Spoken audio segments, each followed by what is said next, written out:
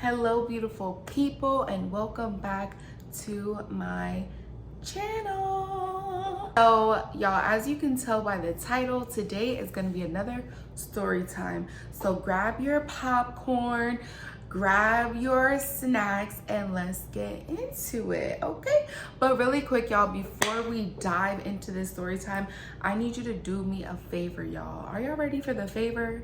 Right now, guys, stop what you are doing and hit subscribe on this channel, and go ahead and hit the like button because I'm about to give y'all some tea, some dental hygiene tea, okay? So please help me out, subscribe to my channel, hit the like button, share this video, and comment down below your favorite part. Comment your thoughts. Let me know what's tea, okay? For those of you who do not know, my name is Marchelle and I'm a dental hygienist. So I'm part of the dental girlies, you know. I've been doing this. 2024 is my 8th year, y'all. Like July of 2024 will make 8 years that I have been doing dental hygiene. I cannot believe it. God is so good. 8 years in my career, and I'm blessed. Y'all, it's been 8 years. So with that, I have gotten so much experiences. I have been through the ups and the downs, the highs and the lows, and all around in this field, okay? I have started many dental hygiene jobs, and I have ended many dental hygiene jobs, okay? I am, you know, one of those people, you know. It's funny because I had a patient the other day who she's like, girl, you're gonna be here the next time I come in because I want you.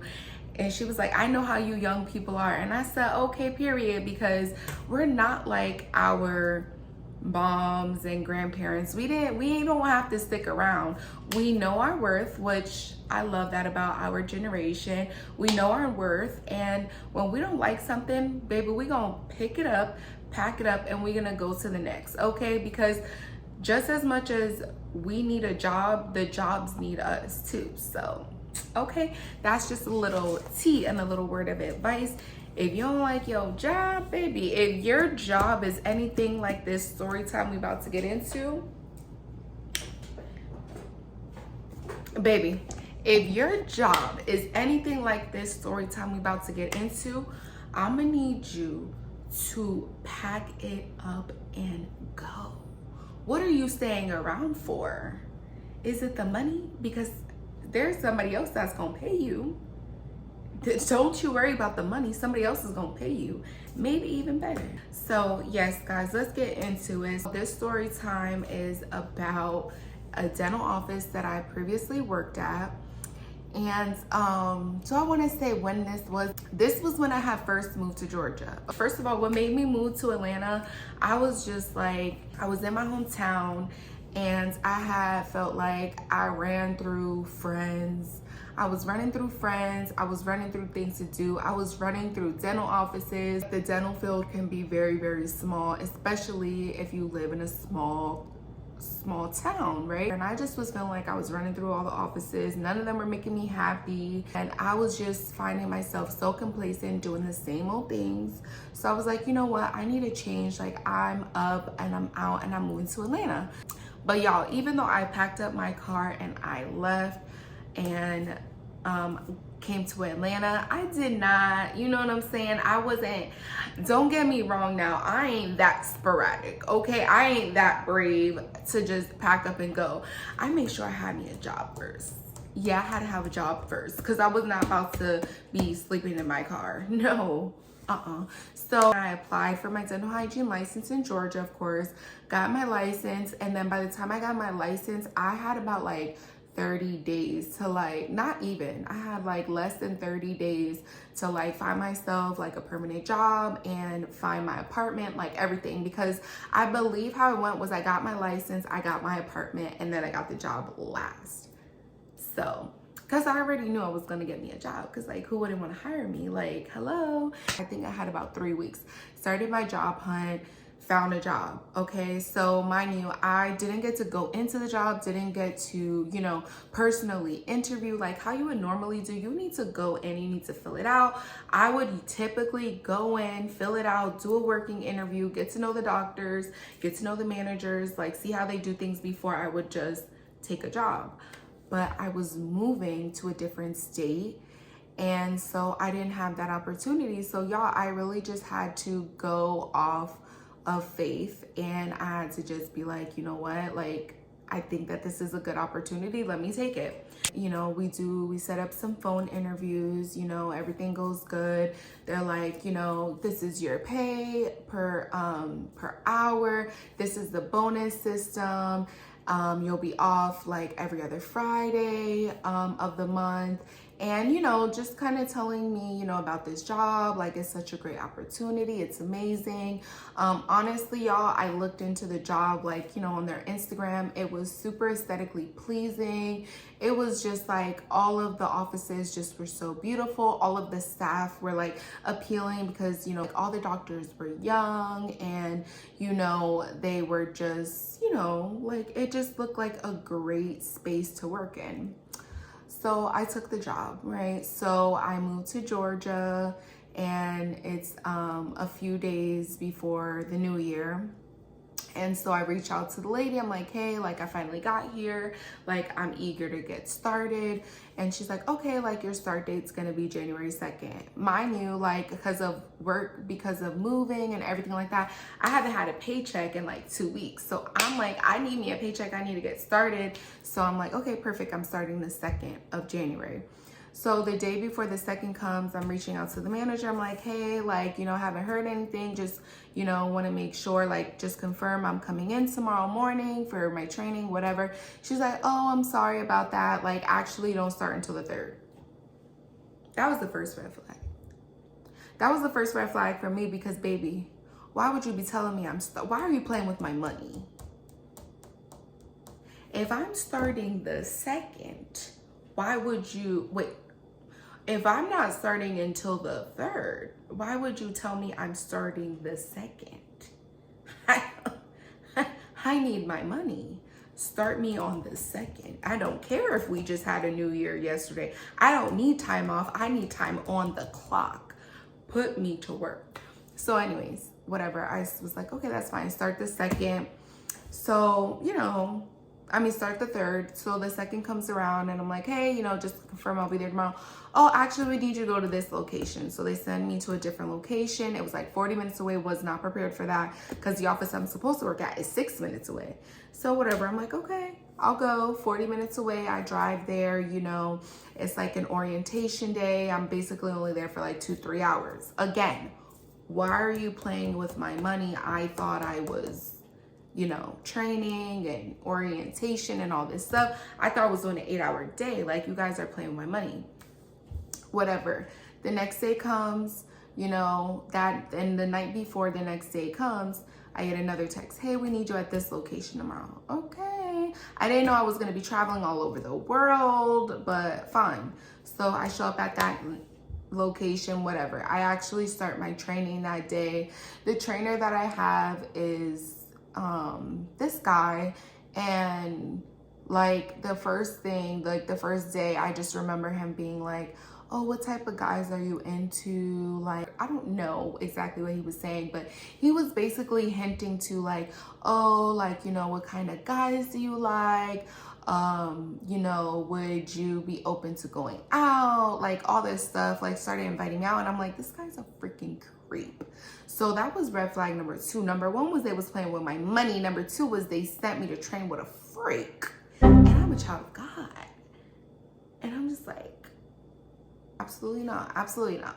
Anyways, so whatever, I'm training with this guy. We trained for like a day, and you know, everything's like okay. Like I could tell there's something a little bit off about the office, about the vibe, but I'm like, okay, you know, whatever. The next day comes, I go back to that same office. I'm training when then all of a sudden they're like, oh, we know you're training, but like we actually need you to see some patients because there's like super busy. Everyone's like running around. You could tell it's like crazy, maniac. So I'm like, okay, I jump in and I clean some patients, and like the trainer's like, oh, you're good, but like you're not better than me. He was like, I'm the best at my job. Like, I'm like, okay, that's completely fine. Like, I'm just starting here and I'm not trying to be better than you, even though I probably am better than you already. But I was just like, you know, whatever. So that was like the second day. So the second day they were like, I was supposed to be doing all this training, because if you're a hygienist, like, especially once you start to get to working in these corporate offices, everybody runs so differently. They expect different things out of you. And then, you know, you start putting numbers into it and they expect you to, you know, produce and all this stuff. So I just, you know, and then they have different systems too that they use. So I'm trying to like get accustomed to like everything, and like, you know, really make sure that I'm doing things right and like really get my training in. And they're like throwing me in to like see patients, whatever. The next day, so this is now the third day, right? I'm supposed to actually be training this day. I'm like, you know, kind of training, like, you know, I'm back on my little training stuff, talking with the guy who's training me. And then all of a sudden, like the head doctor, she's like the head doctor of like all of the locations in Georgia. She's like, oh, she pulls the guy over to her, and she's like, oh, let's talk really quick. And they go like 2-3 feet behind me, and I swear I could hear everything that they were saying. I don't know if they thought they were whispering or if they thought I was just stupid, or if they just didn't care. But they're like right behind me talking, and she's basically like, listen, like, mind you guys, I'm supposed to be training for about a week. So this is my third day. So she tells the guy, she's like, hey, you know, this location is actually suffering, and like they really, really need your help tomorrow. Like, we need you over there. And like, you know, I was thinking about keeping Marchelle, talking about me. She was like, I was thinking about keeping her here, and she could like work here by herself tomorrow. You know, even though she's supposed to be training, like we'll keep her here because it's going to be like more calm here. And then like the head doctor was saying how like she'll be there, so she feels more comfortable with like, you know, her and me working together. So at least she can like keep an eye on me and like help me out. And that the other office is like, you know, it's going to be super busy. They have like so many patients on their schedule for hygiene, whatever. So then the guy is like, oh, I hate that office. That office is terrible. I hate the manager. Like, oh, like it's gonna be so busy. I don't want to go there, and like all this stuff. She's like, I know. She's like, I know you don't like it, but you know, I don't really think that we should send her there, you know, by herself. I hear the whole conversation. Next thing you know, the guy, the trainer, he comes back to me and he's like, oh, hey, I actually, you know, tomorrow we need some help. And I, you know, told the doctor that I would feel more comfortable with you, you know, staying at the office that's, you know, less busy. And so I want you to, you know, stay here while I go to the other office. Like, straight up lied to me, telling me that like he's the reason why I'm gonna be at like the slower paced office, and that she's the one who, you know what I mean, just trying to like manipulate me and be like, oh yeah, I want you to work here because, you know, and I'll go to the other office because I want you to be more comfortable. Even though I literally just heard him basically trying to convince the doctor to actually send me to the more busy office. Like, so that was strike number 3. Because you think I'm dumb? You think I'm stupid or something? So, you know, the first day that I worked on my own was crazy. It was, you know, it was busy. It was not as busy as this office was going to get for me, but it was busy. So the way that they work their schedule is, this is a corporate office, and you just have, and like all of the offices are basically new. So all of the patients coming in are new patients. So all of the patients coming in are expecting cleanings. And at this particular office with this company, they want you to give every single patient free whitening. That sounds great. That sounds beautiful. That sounds lovely. But you have to take impressions of the patient's teeth. Now, if you take impressions, if you work in the dental field, you know that those are extremely annoying and they are time consuming, they are messy, It gets everywhere. And they want you to do impressions on every single patient so that they can get this free whitening. You know, it was all just like for aesthetics. Like they just wanted it to be aesthetically pleasing, because some of these patients, like when you work in dental, you know that whitening, right, is a thing that so many patients, they come in and they're like, I want whiter teeth, I want whiter teeth, but they don't always know the backside of doing whitening. Like if you have cavities everywhere, you should not, whitening is going to be the last thing on your list. You need to get your cavities fixed, because if you put whitening on your cavities, you're going to be extremely sensitive and you could just make things worse. You do not want to just put whitening on top of cavities. These people were like, every patient that came in, you had to do their whitening trays. Like you had to take their impressions, had to give them whitening. It didn't matter if they had terrible gum disease, cavities everywhere. They did not care. If they needed a root canal, a tooth pulled, they didn't care. They were like, take those impressions, give those people their whitening, which was insane. And whatever. I remember I had a patient who needed a deep cleaning, and I had about 15 minutes to do the deep cleaning. I had about 15 minutes.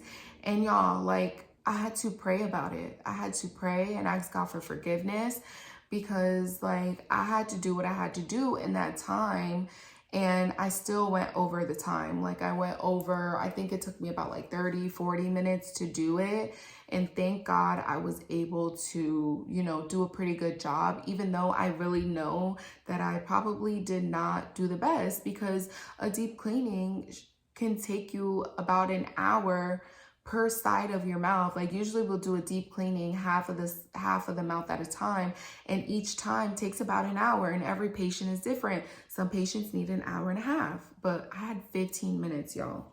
Whatever, I do the deep cleaning. And so that was the first day. Then after that, they just was like, you know what, we're done training you. These offices need your help. Like you need to go to your office and you need to start working. So guys, this company, like I said, it's kind of new. They were having like all these new locations open up. Supposedly, I have no idea what was going on. I just think that they had such a high turnaround rate that it was like they had to keep starting over. So mind you, this company, like in Georgia, in this area, they have about, let's say they have about 8 offices. They have about 8 offices. They have 3 hygienists per 8 offices. And the schedules at every office are super busy. And they only have about 3 hygienists. So they're like, listen, we need you to get to work. We need you to start working. So I get into my, you know, office that I'm stationed at, which was a beautiful office in Midtown. And that's how they got me, because I was looking at the aesthetics of it all. And I was like, this office is beautiful. Like it's gorgeous. It had the view, it had everything. But when you were actually in the back working, it was psychotic in there. So when I first got to my designated office, it was okay. Like the first 2 days, we had so many assistants. So basically, like there's at 8 a.m., there's like 5 patients at one time. They're all new patients. They all want cleanings. They all want their whitening. So I would bring back one and the assistants would bring back the others, and we'd get them started on their x-rays, exams, whatever, do their cleaning, boom. And then the whole day just like is a domino effect from there, because I'm starting with one patient, but mind you, I still have to see the other 4 patients that were double booked next to this patient. So basically I don't even know how to say it, quadruple booked, pentagonal booked. I don't even know the word for this, y'all, but I had like 3, 4, 5 patients at a time starting at 8 a.m. So you can only imagine by the time I get through all the patients at 8 a.m., it's like 10 a.m. So then there's patients what about all the patients from 9 a.m., all the patients at 10 a.m.? Like all of this, y'all, would just fall back on me. So you can only imagine, like I was barely getting lunches and I was running towards the end of the day, you know, staying late, trying to get all of these people taken care of. Now, let me tell you something else about how this office ran. So for new patients in a typical dental office, if you're not a hygienist already, you might not know. So for our patients, for a new patient, we take their x-rays and whatever else your office requires, maybe pictures, maybe a scan, whatever. And we do periodontal charting. Periodontal charting means that you're checking the patient's gum health. This is extremely important. You have to check the patient's gum health, because if you don't know the health of the gums, you don't know if they're going to lose teeth. Like, if your gums are not healthy, you can and you will lose your teeth, if the gum disease gets so far gone. So we have to do a gum evaluation, where basically we measure around the patient's gums to see, if there's bone loss around the teeth, because if there's bone loss around the teeth, the patient can lose teeth. Hello. So, typically we would do that, and every place you're supposed to do that, so you know what is going on with your patient's gum health. They did not do that. They based their diagnosis off the x-rays, and the doctor would look at the x-rays and the doctor would say, this is a deep cleaning, or this is a prophy, or this is the in between, the gingival scale or gingivitis cleaning. Those were the 3 things that they would diagnose for the patients. Now, I had seen so many patients who need deep cleanings, and these doctors were like, oh no, that's a prophy, do a prophy. So I was doing regular cleanings on gum infected patients in 15 minutes. Like, guys, like barely even having 15 minutes, because it's like, really and truly, you have no time to do anything, because how do you possibly get 4 or 5 cleanings done in an hour? It's literally impossible. That means that you're taking about 5 minutes to do all of these cleanings. When I tell you guys, I had to endure. I was praying like nonstop. Like, I was cleaning teeth and just praying. I'm like, Lord, whatever I miss, like, please remove it, please remove it, please remove it. And guys, I was in a state of shock. Like, please don't judge me. I need some grace. I was in a state of shock. I had just moved to Georgia on my own, by myself, packed up my car, got here, and was like, I'm gonna do it. And the job is just not what I was expecting. It is not anything I've ever experienced. And I was just in shock, guys. So I had to do what I had to do. But would I ever do it again? No, I would notice what is going on. Like, life is about learning experiences. So this was a learning experience, period. Guys, when I tell you I was seeing about 20 patients a day, sometimes more, that's a lot of patients. In a typical dental office, like where I work at now and where I'm used to working at, you probably see a patient about every hour. Sometimes you see a patient in like 45 minutes. So you should probably, like, if you're working an 8-hour day, you would technically see about 7 patients, right? Because you take an hour out for lunch. So typically in a regular office, you're seeing about 6 to 9 patients a day, like if you're working an 8-hour shift. So mind you guys, I'm used to seeing 6 to 9 patients, and I was seeing 20, 22, 25. Like, I was seeing all of these patients and cleaning all of these teeth in 8 hours. Guys, it was insane. I don't even think I can express to you like the feelings in that moment. Like, I was just, like at the end of the day, I would be like in shock. Like, my body would just go into shock, and I remember I would get in my car and I would just burst out crying. I would call my dad on my lunch breaks, call my parents after work, and just be crying. Like, what is going on? Like, it was like, once I got in there, it was like tunnel vision. Like, I was just doing it. Like, it was just non-stop, barely got a break. And then so after work, when I can sit in my car and decompress and actually think about what just happened, I would burst out into tears, because not only that was I dealing with, having to see all these patients throughout the day, I was dealing with, we didn't have, always enough assistants. So like, I was carrying a lot of the weight, where like typically they would want for the assistants to do like the x-rays, the impressions, whatever. Like, that's how it would work in a perfect world. And then the hygienist just goes to cleaning. Sometimes it was like that, but most of the times it was like, I still had to do x-rays and impressions and whitenings and do the cleanings because of the environment that I was in. Like, I was not working with professional people because this was not a professional environment. The manager that I worked with at my office was horrible. He was like younger than me. And I would be like, I'm exhausted. Like, you cannot keep putting all these people on the schedule. Like, I'm done. I'm exhausted. Like, this is too much. And I remember, y'all, he would laugh. He would just be laughing. Like, he would, go to the patients. Like, if the patient needed deep cleaning, they would go to the patient for a treatment plan. And I'll be like, I'm not doing a deep cleaning right now. Like, I have 5 other patients. How am I going to do a 5-minute deep cleaning? Like, I literally physically can't, and I don't have time to do it. He would go in the room and tell the patient, okay, the hygienist will be with you. Just got to wait a little bit. And so he would literally force me to do these cleanings because, like, come on, you don't want to disappoint the patient. The patient has no idea what's going on behind the scenes.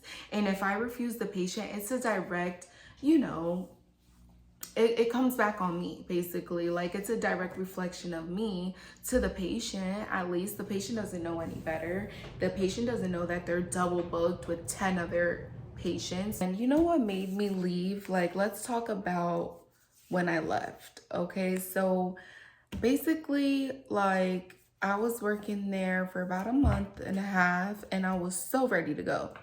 And then there was just this one morning where I woke up to text messages like, someone just crashed into the office like 30 minutes ago. Like, and so they like crashed into our office. The like ceiling collapsed, like things just like collapsed. So while it was getting renovated, I think it was about 2 weeks. They sent me to another office, again, about 30-40 minutes away. And this office that they sent me to was absolutely ghetto. It was ghetto. Like, that's just the word to explain it. It was a mess. And like I said, they only have about 2-3 hygienists in the whole region. So anytime there was a hygienist at an office, they would literally send patients to that office. Like, they would push all of the patients to that office that has hygienists because that's what the patients are calling for. They want cleanings, and they can't do cleanings without hygienists. Or the doctors could, but the doctors really don't want to be doing cleanings. So they pushed all the patients over to the offices that the 2-3 hygienists that there were left in the region from all the other ones quitting. They all came to our office, and it was absolutely horrible. The assistants there was only like 2 assistants. They were very much like, we ain't doing it. We ain't doing what we don't have to do. Like, I was just doing like everything there plus more. And that was when I decided I am not going to put up with this. Like, I was so miserable waking up and going there every day. I already knew the day was going to be ghetto. I knew I wasn't going to have a lunch. I just knew I was going to be running around like crazy. I knew I wasn't going to have any help, that the patients were going to be waiting. Like, it was so horrible. Patients would wait in the waiting room for hours at a time. I don't even know why they would stay. I'm like, why did you even stay? Just leave. Like, patients would be waiting so long to get their teeth clean. And then sometimes like we wouldn't even do it. And sometimes it would get to the end of the day and you done 20 cleanings all day, and it's like time to go, and they're like, the manager would be like, can you just do this one last cleaning? Like, I owe you. Sometimes I would do it, and sometimes I started to be like, no, I'm not doing it. I'm not staying. I'm out. Especially when I was 30-40 minutes away. Like, I was like, I'm out. I'm done. So, I did 2 weeks at that office, and I was like, this is absolutely horrible. I didn't know when I was going to leave, but I knew I was going to leave. I had already started putting in applications elsewhere. And then I got back. They finally renovated my original office. I got back in there, and once again, it was craziness. The manager was being disrespectful, laughing. So an incident happened like one of the weekends that I was working there. I was at home, and I cut my finger open really bad, like really, really bad. It was like cut open. It was bleeding all over the place. There was blood gushed all over my kitchen. It was bad, y'all. Like I had just gotten these new knives, and y'all need to be careful with these knives. Okay, I got these knives on Amazon, and I would read the reviews because some of them are so freaking sharp. When I tell you, till this day, can you see my finger? Can't really tell at this point, but there's like a cut on my finger right here. Until this day, I do not have feeling in this finger, and that was a year ago. Yeah, I have no feeling. Like I feel a little bit, but it's numb. Like my nerves are dead in my finger because of this knife. But anyways, I cut my finger open, bleeding everywhere. I had no dental insurance at the time because I wasn't there long enough to have their insurance. So I was like, I can't go to the hospital because I ain't trying to pay for this. So I waited like a whole 24 hours before I went to the hospital. And at that point, like the damage was like pretty much done. They did stitch it up, but if I would have went sooner, I probably would have feeling in my finger right now. Anyways, that's not the point. The point was that I went through that traumatic experience over the weekend. And so the next day I had to go into work, and I was like, listen, I can't. Like I work with my hands.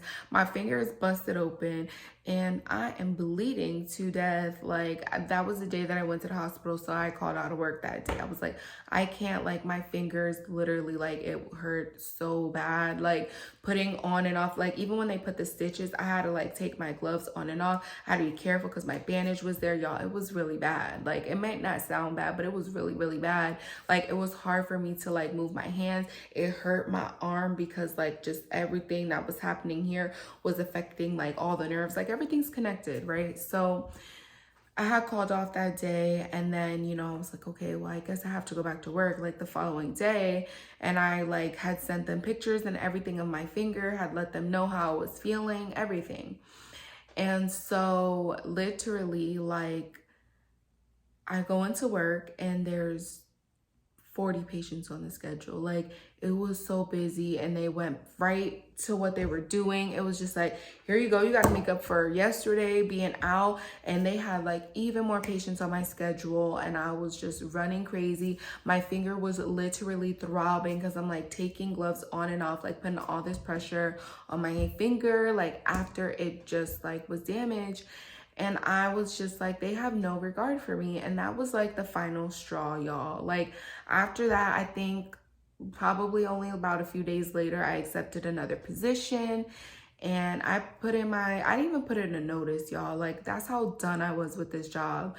I remember I was just like, I got to the end of the week and I was like, I'm not coming back next week. I had like a little key that I had that they gave me to like get inside the door in the mornings. I left my key in a drawer. I took all my stuff that night, and I texted my manager in the morning, and I was just like, hey, did you check your email? Or I texted him over the weekend. I think it was, yeah, like I made it to Friday night. And then like over the weekend, I sent that email and I was like, hey, I will not be returning. And, you know, he was a young, dumb little idiot. So he, of course, never checked his email. So I had texted him Monday morning. I was like, hey, did you check your email over the weekend? He was like, no, I didn't. What's up? And I was just like, check your email because I'm not returning back to work. And so I guess he checked and he's like, why aren't you coming back? And I'm like, because you guys have no regard for me. I just busted my finger open. So yeah, guys, that was pretty much the end of that. After I had cut my finger, I was like, I ain't going back there. They're crazy. They're insane. And I got me a new job. And I said goodbye to them. They actually owed me another $750. It's another $750 in bonus, but it was in my contract that if I quit before the bonus was paid out, I don't get it, which is crazy. So I had done all that work in the past 2 weeks, got a $700 bonus and lost it, but I did not regret it because that job was absolutely horrible.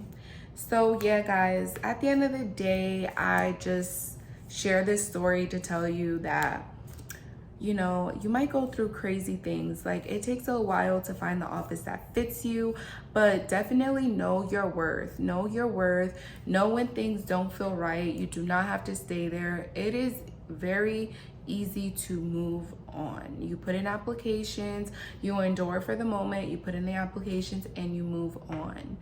Like, we don't always know why we're brought to these seasons in our lives. God has a plan for everything. I still am asking God, what was the purpose of me being in that office? But it really might have just been to prepare me for what was to come next. Because in my current office, when I first started there, they were working us too. So maybe, just maybe, God was having me in a preparation period. Like, let me give you the worst so that when you get this, you still feel grateful. Even though it might not be the end goal, it's still something to feel grateful for, because at least it's not like the last, you know? This is just life. Life is gonna life. We have to endure and we have to keep going. But definitely, y'all, when you get into these jobs, like, do your research if you can. Make sure you go in, do your working interviews, talk with the people. You know, when you get into dental, you should be going into offices where people have longevity there. You know it's a good office when the hygienist has been there for 5, 10 years, 15 years. You know, the people in the front, they've been there for years, you know? So that's how you can pick what's a good office and what's not a good office. So a lot of the offices have all of these turnover rates, and sometimes you just have to get in there. You have to do your time in there, and then when it's your time to go, you need to go. You definitely don't want to feel stuck in a job, stuck in a position because of money, because of power, whatever. Like, no. You do not need to be stuck. So yeah, guys, that was my story time of the time I quit my dental hygiene job. Toxic environment, toxic people, toxic patients. Like, no, not the patients. It wasn't the patient's fault, but everybody was toxic in their child. I don't know.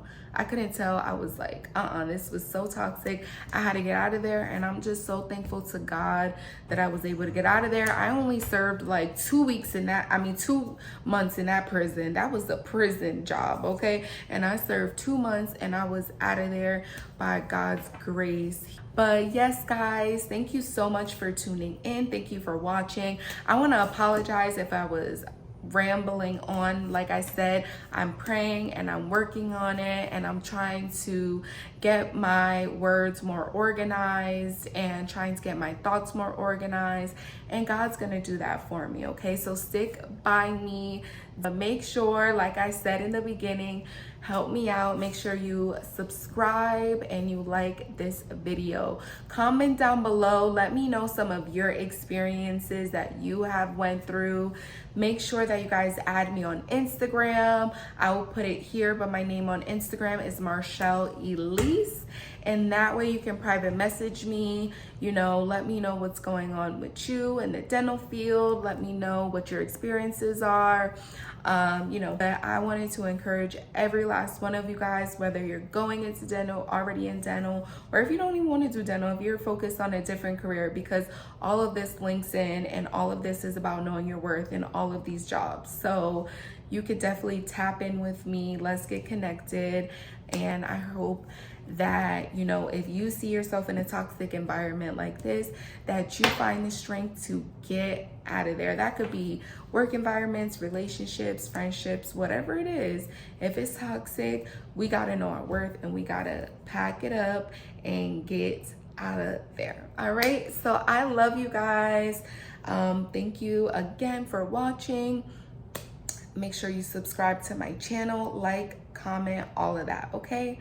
So I will see you guys in the next video. Also, make sure you comment down below. Let me know some other things that you guys want to see me posting about. Okay, let me know. I love y'all.